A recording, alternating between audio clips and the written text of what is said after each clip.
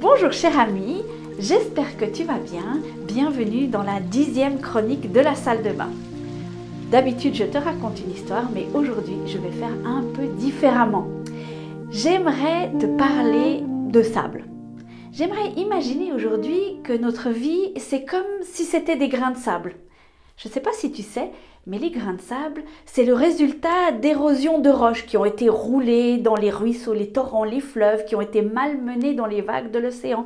Les grains de sable, c'est également des petits bouts de coquillage.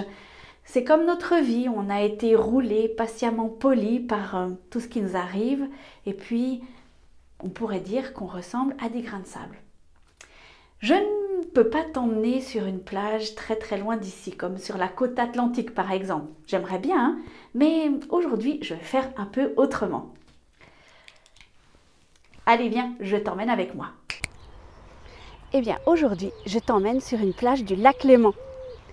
Comme je te le disais tout à l'heure, notre vie pourrait ressembler à des grains de sable que l'on tient comme ceci dans la main.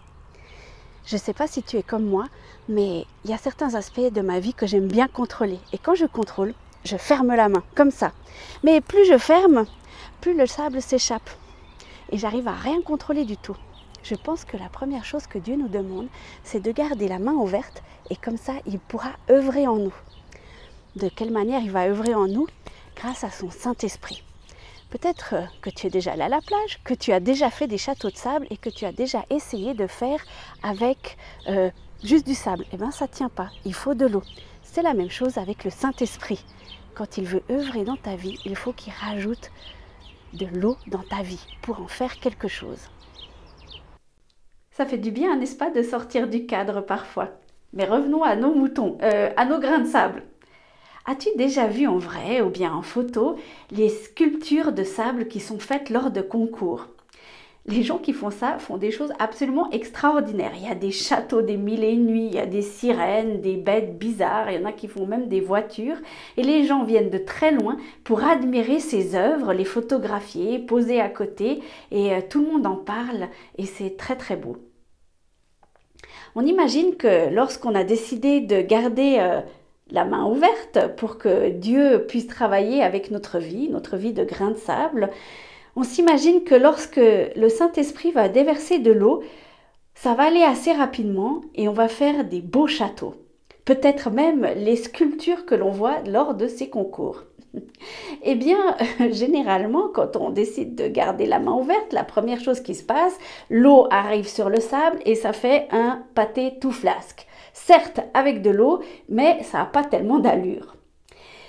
Et il va falloir du temps pour que Dieu, le Saint-Esprit, puisse travailler avec nous. Au début, ce sera un pâté tout flasque. Et puis après, on pourra mettre peut-être dans un seau et aller faire un pâté un peu moins flasque, une sorte de tour.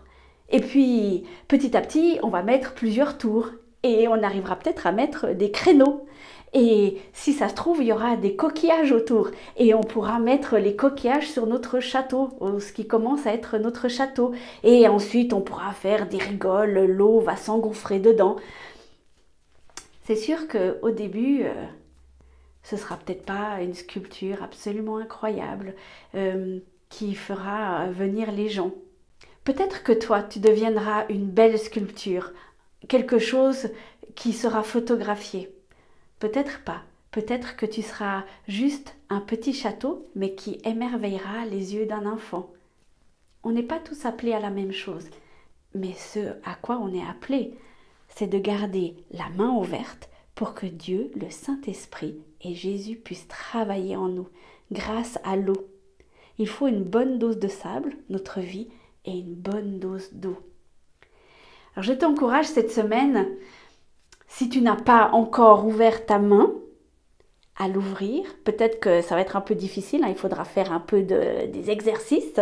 Et puis peut-être qu'au début, ça va être tout d'un coup, tu vas devoir la refermer parce que tu veux encore contrôler.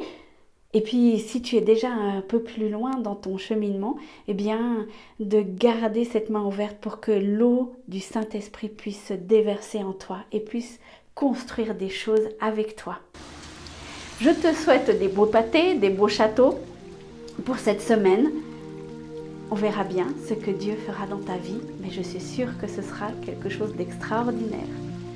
Je te dis à bientôt et te souhaite une belle semaine. Au revoir.